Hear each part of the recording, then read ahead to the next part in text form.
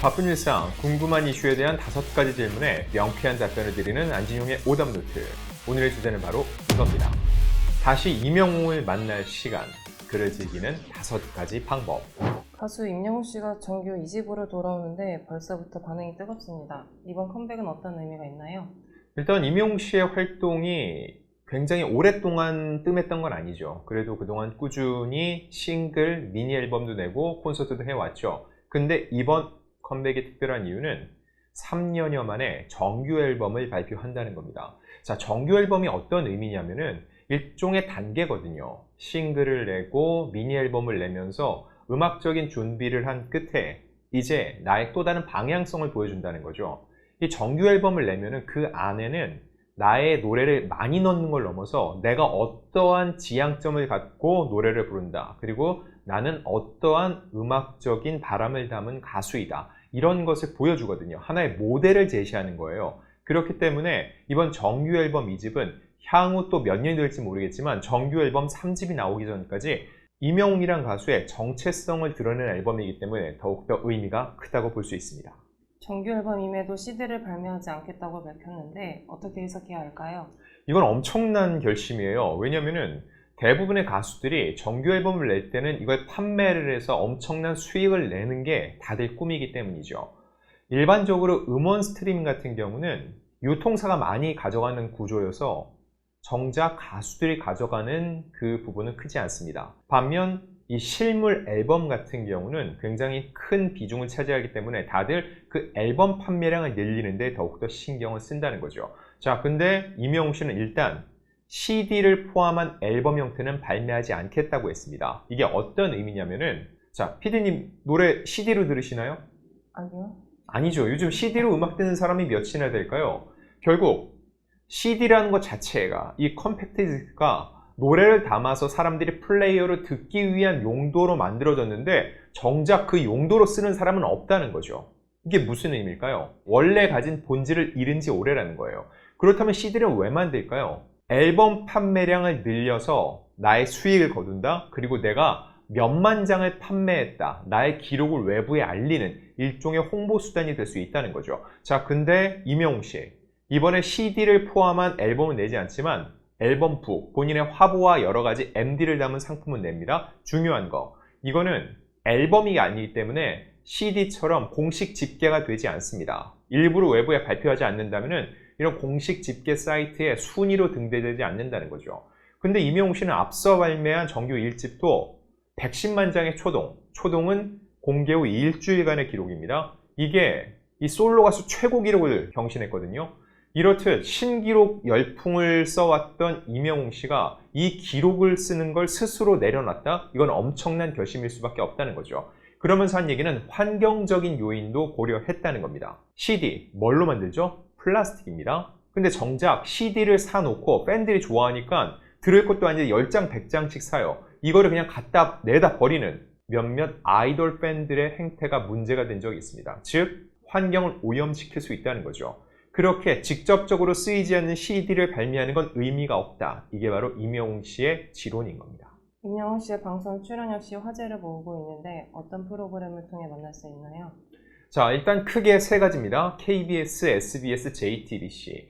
KBS는 불후의 명곡. 불후의 명곡은 통상 레전드라 불리는 가수들이 나와서 그들의 노래를 후배 가수들이나 동료 가수들이 다시 부르는 형태가 되죠. 근데 임영웅 씨는 아직은 나이가 많지 않고 본인 스스로 레전드로 분류되는 걸 원치 않았습니다. 그래서 이번 불후의 명곡 같은 경우는 부제가 붙었어요. 임영웅과 친구들입니다. 그의 친구들이 함께 나서서 어우러지는 무대를 꾸민다는 거죠. 경연이라기보다는 하나의 축제라는 겁니다. 그럼 누가 나오냐?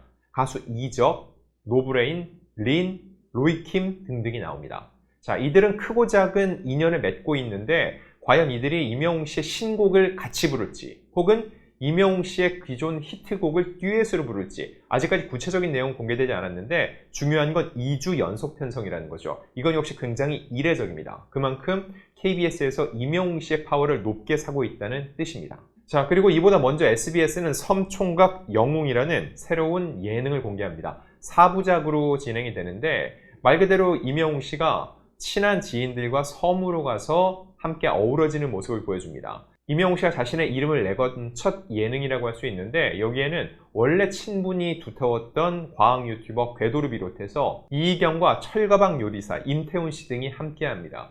이 네 남자가 과연 어떠한 케미스트리를 보여줄지가 이 프로그램의 관건이라 볼 수 있는데 당장은 4부작이지만 제가 볼 때는 이게 반응이 좋다면 추후 이게 프로젝트성으로 혹은 시즌제로 또다시 편성될 가능성이 높다고 봅니다. 자, 그리고 또 하나는 JTBC 뭉쳐야 찬다 시즌4입니다. 이거는 사실 제작진도 제작진이지만 임영웅 씨의 니즈가 크다고 볼 수 있어요.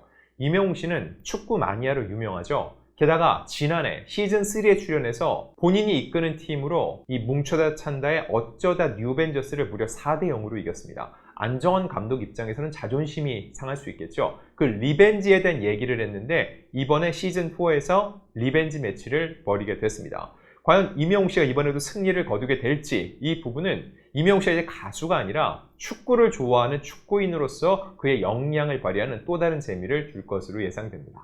임영웅 씨의 이번 앨범에는 어떤 노래들이 담기게 될까요? 일단 이 노래들이 어떤 장르인지 누가 만들었는지 세세한 공개가 안 됐지만 제목이 공개됐습니다. 지난 8월 18일 공식 SNS에 올라왔는데 총 11개 트랙이 들어갑니다. 제목을 보면 답장을 보낸지, 얼씨구, 순간을 영원처럼, 들꽃이 될게요, 비가 와서, 그 외에도 원더풀 라이프, 그댈 위한 멜로디, 돌아보지 마세요, 알겠어요, 미안해요, 나느냐 히어로, 우리에게 안녕. 자, 이런 노래들이 담기는데 이번에 임영웅 씨가 그동안 하지 않았던 또 다른 장르에 도전한다고 했습니다. R&B라든지 컨트리라든지 임영웅 씨의 또 다른 이 창법을 만날 수 있는 기회인데 저는 일단 어떤 노래들의 어떠한 창법, 어떠한 장르가 매칭이 되는지 너무 궁금하고요. 그리고 이번에도 수많은 뮤지션들과 협업을 했다고 하는데 이번에 불후의 명곡에 함께 참여하는 이적 씨를 비롯해서 어떠한 뮤지션들이 이번에 임영웅 씨와 손을 잡았는지 그런 부분들도 하나씩 공개되는 걸 그걸 확인하고 또한 체크하고 분석하는 재미 역시 쏠쏠할 것으로 보입니다. 끝으로 임영웅 씨의 청음회 그리고 향후 공연 일정은 어떻게 될까요? 자, 일단 청음회 이것도 굉장히 새로운 시도죠. 이게 사실 기자들한테는 새롭지 않습니다. 보통 가수들이 앨범을 공식적으로 내기 전에 기자들, 언론사들과 먼저 만나서 노래를 들려주고 리뷰 기사를 내는 일들이 꽤 있었는데 이번에는 언론사가 아니라 팬들을 대상으로 해서 청음회를 연다는 거죠. 그것도 극장에서 무려 5만 명을 대상으로 합니다. 이 5만 명이라는 엄청난 규모, 제가 볼 때는 매진을 충분히 이룰 것으로 보이고요. 팬들 입장에서는 임영웅 씨에게 이 노래에 대해서 직접적으로 설명을 들을 기회입니다. 청음회라는 게 단순히 자, 1번 트랙은 이런 노래입니다. 들어보세요. 이게 끝이 아니에요. 이 노래는 어떠한 기준을 갖고 내가 어떻게 기획을 하고 부르게 됐는지 이런 부분에 대한 설명이 들어간다는 거죠. 항상 그러죠. 알고 보면 더 재밌다. 그리고 아는 만큼 보인다. 즉 임영웅 씨의 설명을 들으면 이번 정규 앨범 11곡을 어떻게 듣고 소화하고 즐겨야 되는지를 정확히 알 수 있다는 겁니다. 자, 그리고 더 나아가서 이제 전국 투어 콘서트가 열립니다. 오는 10월부터 내년 2월까지 진행이 되는데 인천에서 시작이 되고요. 대구, 서울, 광주, 대전 그리고 다시 서울 고척돔을 찍고 부산에서도 열립니다. 6개 도시 24회가 열리는데 제가 볼 때 여기서 아직까지 앙코르 콘서트가 공개가 안 됐습니다. 임영웅 씨는 통상적으로 앙코르 콘서트를 꼭 해왔는데 앞선 앙코르 콘서트는 서울 고척돔이었는데 이번에는 정규 공연안에 들어가거든요. 앙코르 콘서트가 조금 더 상징적인 무대에 선다는 걸 봤을 때 과연 임영웅 씨가 어디를 선택할지도 굉장히 궁금해지고요. 개인적으로는 5만 명 정도 가까이 수용할 수 있는 고양체육관 역시 하나의 또 안이 될 수 있다고 보고 있습니다. 자, 1집 때 모은 관객은 17만 명, 여기에 고척돔 2회까지 더하면 20만 명인데 이번에는 서울 공연만 이미 9번이죠. 총 더하면 이미 20만 명을 훌쩍 넘어가기 때문에 1집 때 진행했던 전국 투어 콘서트에는 쉽게 그 규모를 넘을 것으로 예상이 됩니다. 자, 임영웅 씨 만날 시간 이제 얼마 남지 않았습니다. 과연 어떠한 결과물을 내게 될지 그 결과도 저희가 분석해서 여러분들께 전해드리겠습니다. 안지용의 오답노트, 다음에는 더욱더 유익하고 재미있는 이야기로 돌아오겠습니다.